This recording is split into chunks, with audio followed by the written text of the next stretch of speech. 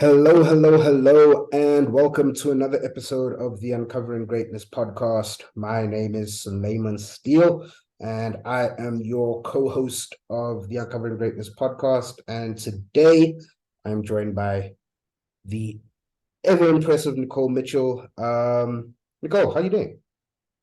Yeah, good. Thank you, Sully. And it is great to be with you. And for all of those who are joining us on the podcast, thank you for joining us.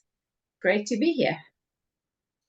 Yeah, it is. It's been a while. Been a while, but glad to be back, glad to be doing this.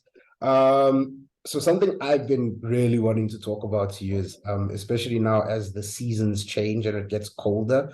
I wanted to find out from you, and because you're a processor, and maybe I don't know if you see this with clients, but do you see a mindset change in people during winter or as it gets colder? So I think that the big thing is that I don't know if I don't know if I would call it a mindset change, but technically it probably is. But people become very much want to sleep longer. It's colder, so they want to go to bed earlier. Particularly in Johannesburg, it's dark by 6 o'clock. It's only getting light at 6:30 in the morning. Whereas so in the wintertime, whereas in the summertime, it's not a huge difference like in Europe and things like that, but it is definitely, it stays lighter for longer and it gets lighter earlier. So people and it is warmer. So people want to do things. And so, particularly in winter, people stop doing successful actions because it's cold. I'd rather stay in bed. I certainly know, just in terms of our CrossFit box, numbers definitely drop in the winter time because people are like, it's colder. So, I think, you know, technically that's not mindset because it's a physical thing that we're experiencing. So it affects us in the physical because I'm cold, but it takes more of your mindset to push through that. Because, in terms of one of the things that Barry teaches is environment is greater than will. So the environment you're in will overcome your willingness to do things. Mm. And so when the environment changes, our will changes. So the environment, it's now colder, particularly in Johannesburg, it's colder, it's not as light for as long. And so the environment changes and people's willpower shifts because the environment changes. So it's easy to go into agreement with somebody and say, you know what, it's cold, so we're not going to run this morning, or it's cold, we're not going to get up and CrossFit, or we're not going to exercise, and when I see it myself, I know that if I go, okay, well, instead of training at 6, I'm going to train at 8. Well, what does that do to my day? It throws my whole day out, but not by 2 hours, because technically it should only be 2 hours. But it lands up throwing my whole day out by about 4 hours because Mm.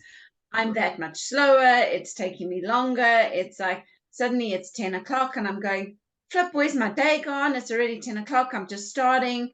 And so it throws my whole day out because suddenly, in terms of I decided I was going to train at 8 instead of 6. And so it's just being aware of what is actually happening to your willpower and how much does that affect your mindset throughout the day. So in terms of, I use I, I like to use training because it's a physical thing that most people understand.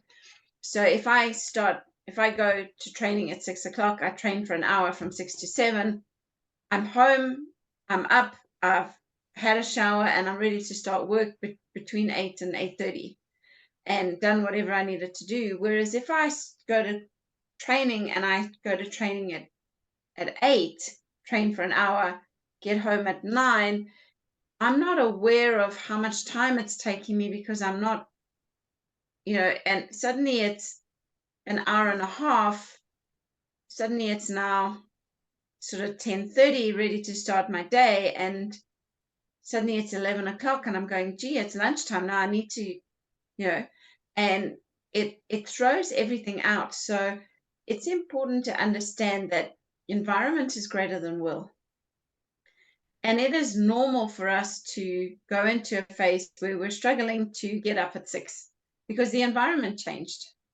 And most of us are not even aware that the environment changed.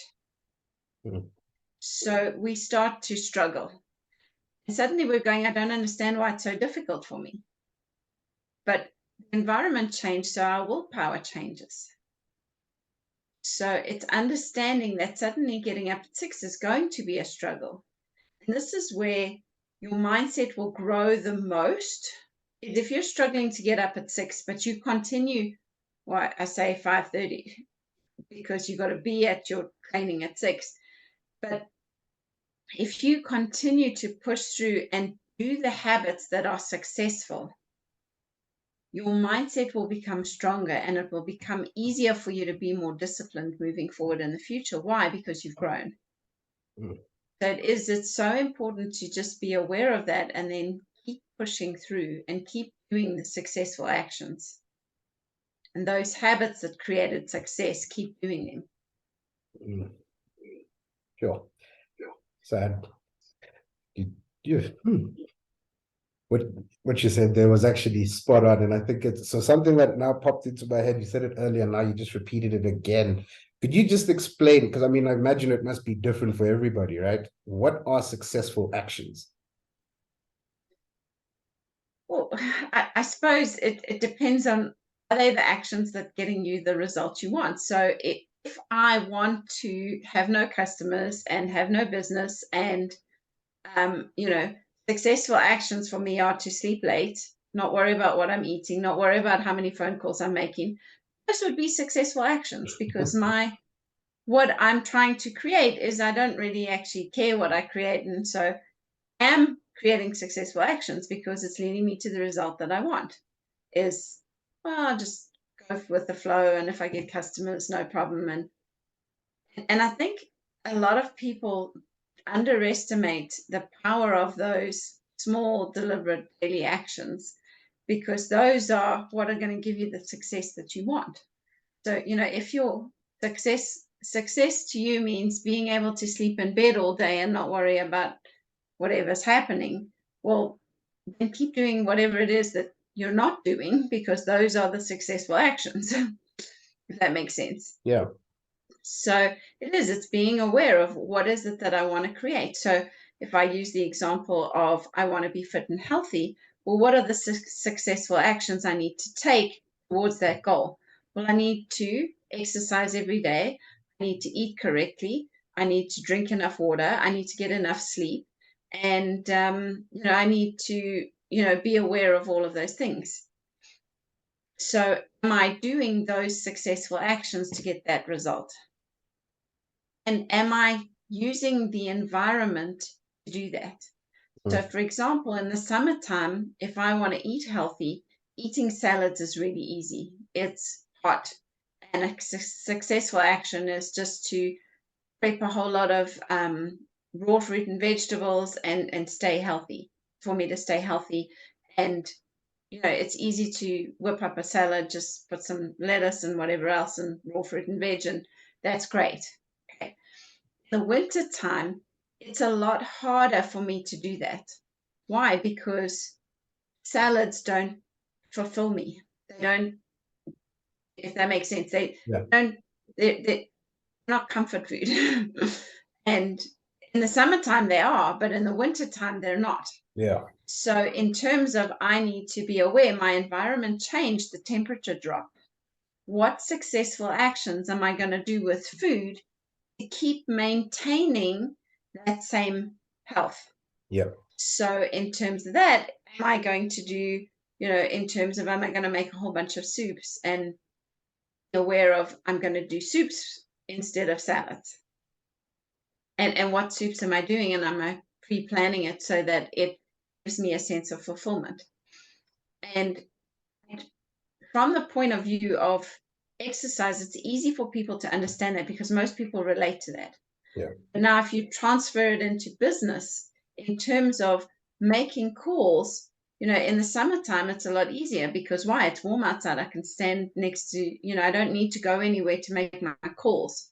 Whereas in the winter time, it might be a bit harder because your office is freezing cold and you don't feel like taking your hands out of your pockets and it's cold and I don't, you know, I want to stay warm and I just want to snuggle up and do this.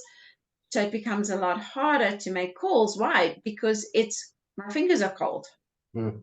It seems silly, but it's not. Yeah.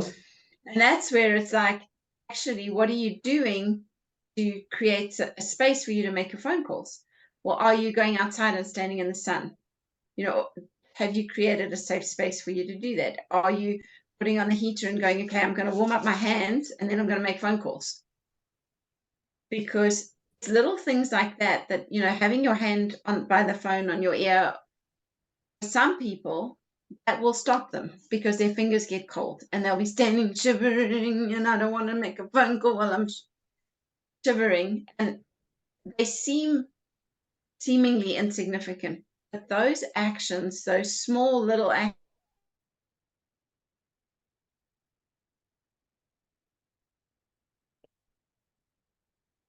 Mm.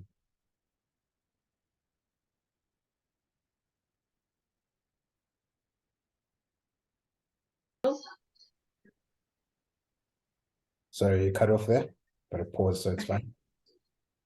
what are the little habits that you are doing to create success? So, you know, in terms of like with load shedding, I mean, I just know we had a situation yesterday where our power was off from 10 in the morning until, I don't know, 4 o'clock in the afternoon. And last like at 12 o'clock on our WhatsApp group, everybody in our complex is messaging, why isn't the power back? What's happening? And, you know, the power only came back on at 6. And it's like suddenly nobody wants to do anything because there's no power. It's cold, it's miserable, and it's much easier to, you know, whinge and whine and complain about why isn't the power come back on, instead of going, okay, well, the power's not back. So what are the successful actions I can do today? You know, and so can I go and make phone calls outside in the sun? Okay, well, I'm going to make phone calls until the cell tower's cut out and then there's no signal, Yeah. you know, or I'm going to, you know, clean up my emails. You know, those things that we should be doing when we have work to do. The things, let me rephrase it, the things we shouldn't be doing when we have work to do. Mm. And we do them to avoid doing work. You know, I see so often like going to someone's office, what are you doing? Oh, I'm cleaning up my emails. And I'm like, don't you have other like phone calls you need to make? Yeah, but I just need to clean up my emails first so that it's, you know, and then the power goes off. You have battery on your laptop and you're going, okay, so why aren't you cleaning up your emails now?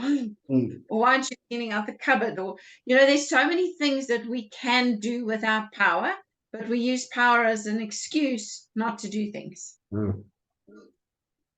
So just because your environment changed, you know, in terms of if I use power goes off, your environment suddenly changed. You know, what successful actions are you doing to make yourself productive when your environment changes? Mm. Because so many people get stuck in, oh, the power's gone off, I can't do anything. That's it. I mean, so what you're saying that I think ties nicely into my next question, because I think so it was something you said last week at Circle. Don't forget Circle of Influence every Thursday, corporate conference center. $100 gets you in, coffee, croissants, all of that, and you get to interact with some awesome people and get some great learning. But something you said last week, you said you need to struggle because struggle enables growth, right? And I was like, damn, that's actually quite true. And this is environment changing, like the weather, the power going out, all of that is a struggle, right? And if I'm understanding what you're saying is if you push through those things, like you're saying, instead of cleaning up your emails, pick up the phone and make phone calls instead, you push through a struggle and all of a sudden you see some growth, right? And it may not be a monetary growth, but there is always going to be some growth down the line, correct? Correct. So it's either going to be mental, spiritual, emotional, or physical. And it's just, what is it? So if we use the example of going to the gym, it's, you can see the struggle. When somebody is pushing weights and they are struggling to push weights and they keep struggling, eventually they're going to get to the point where they no longer struggle on those weights and they'll be able to go heavier. But we see that in the physical. In the mental, the emotional, and the spiritual, it's intangible. Often we don't see it. So, and, just to give context to what Suli was sharing at Circle, I went to a different CrossFit box and they did a different exercise that I've never done before. And it was using the rings instead of using a static bar, it was using the rings and doing pull-ups on the rings. And I've never done that before. So it was a challenge for me. And the instructor, he came to me and he said, because I was really struggling at one point, and his words were,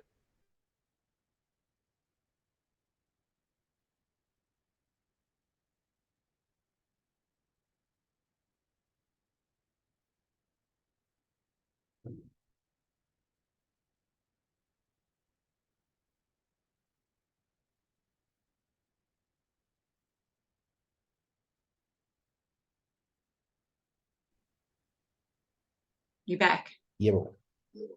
Okay.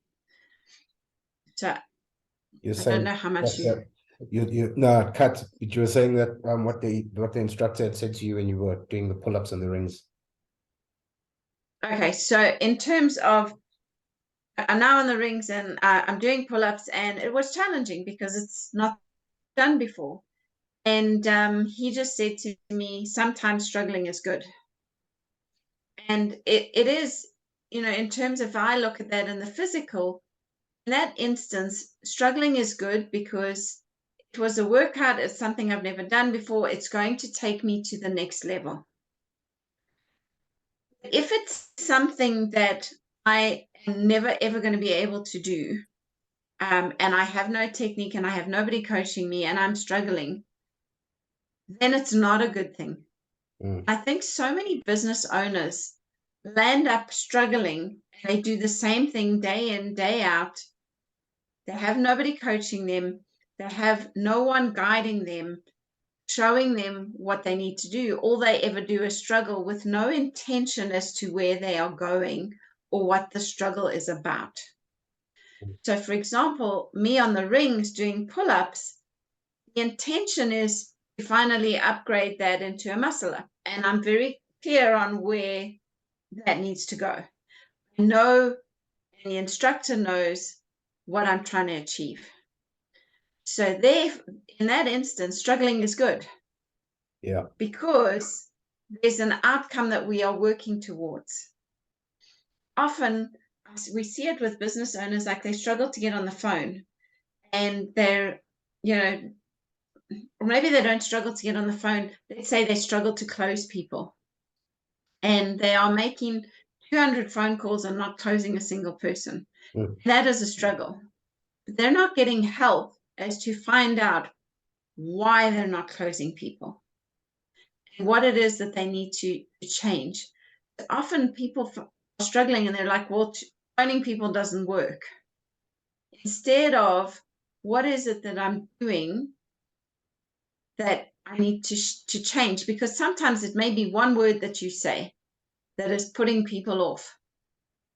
You change that one word and suddenly your phone calls are not a struggle anymore. But a lot of people are not getting advice to find out why they are struggling.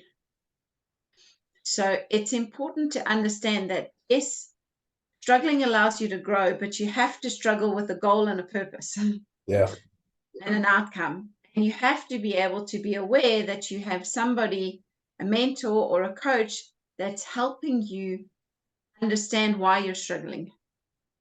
Because if you're struggling for the wrong things, like making phone calls, 200 phone calls, and not closing a single deal, well, something's not right. And you need to be willing to learn, understand, and unpack that as to why it's not working. Yeah. If that makes sense. Yeah. So it is. It's when you struggle with a reason and an outcome and you are clear on where you are going and what's happening. Yes, struggling is good because it allows you to grow. But if you keep doing the same thing over and over and over again, and it's a struggle and the results are not changing and you're not measuring it against anything, then the struggle becomes a challenge and people will eventually quit because they don't know what they're doing wrong and they don't understand why or where they're going. And it's like, well, phone calls don't work, so I'm not doing it.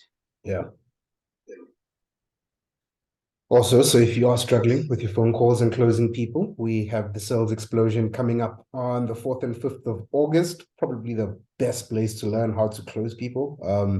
I think I've seen it a multitude of times, people who struggle with phone calls and then all of a sudden come to sales explosion and bang it out the park because there's a couple of things that they missed. As you said, you don't have the awareness of what it is that's actually happening. But you just keep doing the same thing over and over and hoping for a different result.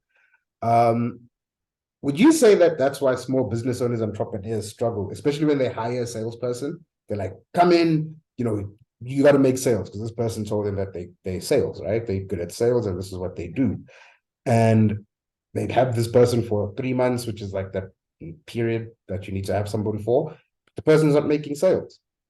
And they're like, but why? You said you're good at sales, but not knowing that, well, one of the keys of making sales is being able to pick up the phone, and most people struggle to pick up the phone in this day and age, wouldn't you say? Yeah, it is. It's fascinating to observe, and it's people struggle to pick up the phone for a variety of different reasons. There's that fear of what's the person on the other end going to say. There's also, previous experiences. A lot of people, we associate the phone with negative things. So, the time you lost a loved one, was that you got a phone call to say, hey, they're not well. And suddenly the phone is a negative. And often that's happening on a subconscious level. So people are not even aware that they have a negative towards the phone. They just go, well, I don't like making phone calls. But when they start to unpack it, they realize, oh, the reason why I don't like the phone is because it triggers and reminds me of the time I got that phone call to say, get to the hospital, or someone's in a car accident, or, and we don't often realize that just that one negative, just one time, will far outweigh all the other thousands of times we've been on the phone on a daily basis, because it was so painful, that one incident.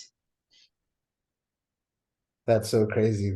What you said there is so crazy. One incident can outweigh 1,000 positives, right? So 100%. overtakes 1,000 positives. And it happens subconsciously, and we don't even realize it.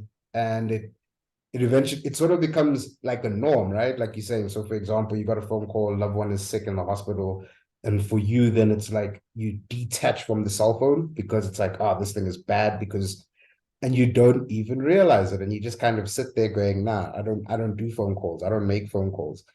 But there's a bigger issue behind why you don't make phone calls. That is fascinating. Never thought about it. And it's generally just when people start to unpack it, it's one incident or one phone call, or when I was, I don't know, 14, my dad took my cell phone away from me because I was talking for too long. Something like that. And because it was so painful or so embarrassing in the moment, we kind of go, oh, I don't like making phone calls. So a lot of people have experiences, just one, that stops them from using the phone. And so a salesperson comes in and the business owner says, okay, great. So now I want you to make 200 phone calls. And the salesperson, one, has a negative to the phone, and then two, the product they're selling relates to school. And they go, oh, we're selling school stationery. And people go, I hate school. I'm not, and so the poor sales rep, it's just that one word of school, and people go, oh, I have a negative towards school. And suddenly it's like they're not making sales. They don't understand why, but if all they have to do is take that one word out of, school, I'm here selling stationery, it's blah, blah, blah, blah, blah, and what have you. And then suddenly people don't have that negative, emotion that turns on when you say the word school. And, you know, just for those of you out there who do love school, that's okay. It's just an example. Good for you. School is, you know, it's just, and these are generalized things that I see is, you know, people have a negative towards school. You know, most people have a negative thought around school, around, oh, you know, I wrote in a pencil instead of black pen, or I wasn't given my pen license, you know, when everybody else was, and or things like that, you know, and people can understand that one little incident of, you know, I wasn't given my pen license in grade 3 like everybody else. And suddenly now you're trying to sell school stationery to this person, and they're going, not a hope in hell. Yeah. And you ask them, well, why can't I sell to you? And they can't tell you because it's all happening on a subconscious level. I didn't understand that there was a reaction to school. Oh, I didn't understand there was a reaction to stationery. Oh, and the moment people start to unpack that, they realize it. But if you are a sales rep struggling and you're using words like school, or the other word that you know, is very common is, you know, teaching or coaching or life coach, people go, oh, I'm not interested in a life coach. Mm. You know, oh, I don't need that. I'm fine. You know, and if you're out there selling something and there's a word that has a lot of negativity attached to it, like for example, sales, you know, people just go, I'm not interested. And you actually ask them why, and they can't tell you. But the truth is, they have a lot of negative emotion connected to that word because of an incident that happened. So you have this poor sales rep that, one, doesn't want to get on the phone, two, doesn't understand that school is a trigger, and now they're making 300 phone calls in, you know, however time period, and then they can't understand why they're not selling anything. But yet they have nobody helping them, coaching them, and helping them understand that they are actually struggling, and that that struggle is very real to them, and that struggle is not helping them grow because they have nobody guiding them saying, change this word, or do this, or tweak that, or try this.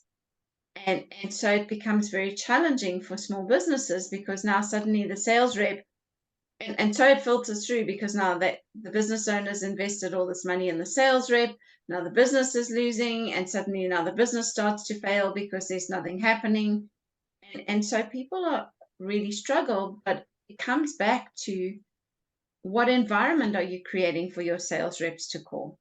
You know, are you creating a safe space for them? Are you helping them with words and, you know, in terminologies and things like that? Because if you don't, that environment is going to become very negative, and then the sales rep's going to end up quitting, and this fails because now we've invested all this money, we've got no return, and end of story. Yeah. And I was actually just thinking, I think a major word for most people, I'm generalizing as well, whether or not people would like to admit it, is the word sell. Right? So when somebody calls you, hi, I'm calling to sell you insurance, you may actually need insurance, but because they said, I'm calling to sell you insurance, you forget that last piece and you're like, nope, I don't want it. Because somebody sold something to you once that it didn't work, or you had a bad experience or whatever. And it's actually so fascinating how one word, a single word can trigger so much in people. And I don't, so what would you suggest, right, as a processor? Because I know what I'd suggest. I would suggest going to get processed so that you can unpack the word and the stuff and help you get better. But what would you suggest? Like, let's just say I can't process, I whatever, for whatever reason, what could I do to help me unpack my feelings and my triggers towards certain words? So the first thing is, if I'm a sales rep and I have no idea what's going to trigger my clients, the people I'm phoning. So in terms of that, I'm going to be phoning them going, you know, I'm calling to sell you insurance. And the word sell turns the client off, or I'm calling. We don't know what's going to trigger the person on the other end of the phone. So that's the first thing. So, and that's where it's to ask questions. As the person who's phoning, as a sales rep phoning people, you need to be asking questions. You need to be saying to them, hey, do you have a minute to chat? Do you have insurance? How's your insurance working for you? Would you be interested in looking at different forms of insurance? You know, and so now you're getting into that person's world. And, you know, in terms of they say, no, I'm not interested in looking at different insurance. Okay. Would you mind if I ask you why you're not interested in the different insurance? Okay. Oh, so you just upgraded your insurance policy last week. Okay, great. You know, would you mind if I ask what was the reason why you did that? Mm.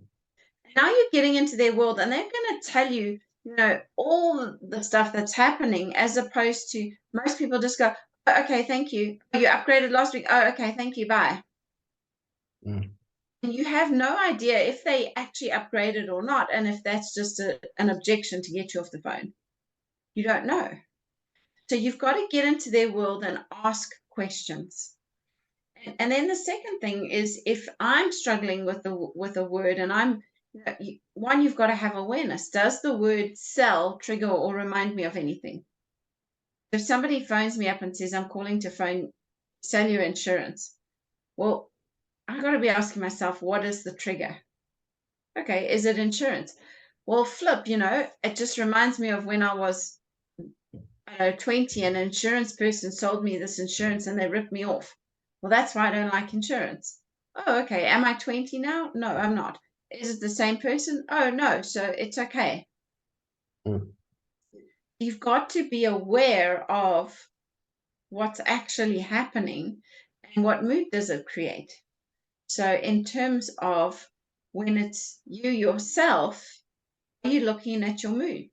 Are you looking at the mood level that you go into? So a great example is, you know, somebody walks into the office and the hackles on my back stand up, and I go, you know, I've got to look at, what does that person trigger or remind me of? Oh, they trigger and remind me of someone that's lazy. Okay, so when was that? Mm. Oh, when I was this and I did X, Y, and Z and I was lazy. That's what it reminds me of. That's why they irritate me. But most people are not willing to actually look. That's the problem, is most people are not willing to admit that, oh, wow, that person reminds me of me when I did that.